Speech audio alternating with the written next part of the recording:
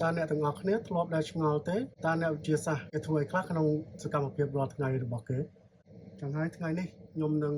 មកបង្ហាញនៅសកម្មភាពមួយថ្ងៃពេញរបស់ខ្ញុំដែលជាអ្នកវិទ្យាសាស្ត្រផ្នែកវិទ្យាសាស្ត្រខ្ញុំឈ្មោះគំសវណ្ណរិទ្ធខ្ញុំជាអ្នកស្រុកកណ្ដាលស្ទឹងខេត្តកណ្ដាលខ្ញុំមានឪពុកម្ដាយជាគ្រូបង្រៀនម្ដាយរបស់ខ្ញុំបង្រៀនផ្នែកអក្សរសាស្ត្រខ្មែរហើយនិងឪពុករបស់ខ្ញុំបង្រៀនផ្នែកជីវវិទ្យាហើយប្រហែលជាផ្នែកមួយដែលជំរុញឲ្យខ្ញុំមានការចូលចិត្តផ្នែកវិទ្យាសាស្ត្រហ្នឹងហើយយើងដែលតែឮហើយថាមនុស្សម្នាក់ៗដែលតែមានការចំណុចចាប់ផ្ដើមរៀងៗខ្លួនហើយចំពោះខ្ញុំគិតថានៅមូលដ្ឋានគ្រឹះនៃការចាប់ផ្ដើមនីមួយៗវាសំខាន់ទៅដល់ការជោគជ័យដោយតែខ្ញុំមានសពថ្ងៃឪពុកម្ដាយខ្ញុំតែងតែបោះទុនវិនិយោគនៅលើវិស័យអប់រំជារឿយៗដោយគាត់យល់ថាការអប់រំនឹងជួយដោះបន្ទុករបស់គុំហើយជួយឲ្យយើងមានភាពជោគជ័យនៅក្នុងជីវិតយើងតែងតែលើហើយថា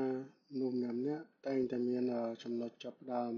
រៀងៗខ្លួនចឹងហើយមូលដ្ឋានគ្រឹះនៃចំណុចចាប់ផ្ដើមហ្នឹងវាពិតជាសំខាន់ខ្លាំងណាស់ហើយឪពុកម្ដាយរបស់ខ្ញុំហ្នឹងគាត់បានរៀបចំរចនានៅមជ្ឈដ្ឋានដែលអំណោយផលដល់ចំណុចចាប់ផ្ដើមរបស់ខ្ញុំហ្នឹងពួកគាត់តែងតែគិតគូរការរស់នៅក្នុងគ្រួសារក្នុងសហគមន៍នៅក្នុងសាលាជាដើមហ្នឹងគាត់តែងតែច្បាស់លាស់ជាមួយនឹងទូនាទីនីមួយៗនៅក្នុងផ្ទះគាត់រៀបចំនៅរបបអាហារមួយដែលគោលទៅលើលំនាំនៃការលូតលាស់នៃសារពាង្គកាយខួរក្បាលបញ្ញាស្មារតីហ្នឹងទៅតាមហ្នឹងហើយការសម្រាកហ្នឹងក៏ជាផ្នែកមួយសំខាន់ដែរគឺមានម៉ោងពេលត្រឹមត្រូវនៅក្នុងការចូលគេងជាដើមហ្នឹងដើម្បីឲ្យគេងបានគ្រប់គ្រាន់នៅក្នុងសង្គមក៏ដូចគ្នាគាត់តែងតែបង្ហាញនៃការអ្វីទៅខុសអ្វីទៅត្រូវនៃការគោរពច្បាប់ការគោរពចាស់ទុំព្រឹទ្ធាចារ្យនៅក្នុងសហគមន៍គឺធ្វើយ៉ាងណាឲ្យយើងមិនមែន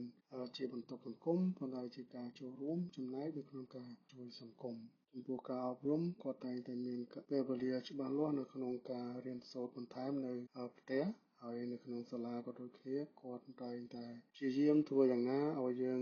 មានពេលគ្រប់គ្រាន់នៅក្នុងការរៀនជាមួយនៅក្នុងសាលាគឺខ្ញុំមិនដែលមានពេលណាមួយដែលយើងឈប់ពីសាលាដោយគ្រាន់តែមានទុក្ខធរៈតិចតួចទាល់តែថាឈឺធ្ងន់តែម្ដងទៅមានការពីសាលាពួកគាត់ក៏តែងតែគិតគូរទៅលើការជ្រើសរើសសាលានៅក្នុងការរៀនសូត្រទោះជាយ៉ាងណាគាត់តែងតែមើលទៅលើប្រសិទ្ធភាពនៃសាលាការគ្រប់គ្រងនៃសាលាការបង្រៀនពីគ្រូបង្រៀនហ្នឹងគាត់តែងតែរើសនៅប្រភេទនៅសាលាណាដែលអាចនឹងផ្ដល់ចំណេះជំនាញដល់ខ្ញុំជាសិស្សហ្នឹងបានគ្រប់គ្រាន់ហើយក្រោមការរៀបចំទាំងអស់នេះវាពិតជាល្អសម្រាប់វាពិតជាមជ្ឈដ្ឋានមួយដែលអំណោយផលដល់ការលូតលាស់ការសិក្សារបស់ខ្ញុំពិតមែនតែក្នុងន័យនេះគឺទាល់តែខ្ញុំជាកូនជាសិស្សជាសមាជិកនៃសង្គមនឹងអនុវត្តនិងធ្វើការស្របជាមួយគ្នានឹងអញ្ចឹងតួរបស់ខ្ញុំហើយនឹងអ្នកជំនាញខ្លួននឹងទើបអាចមានការដើរទៅមុខនឹងបានត្រឹមត្រូវទាំងអស់គ្នា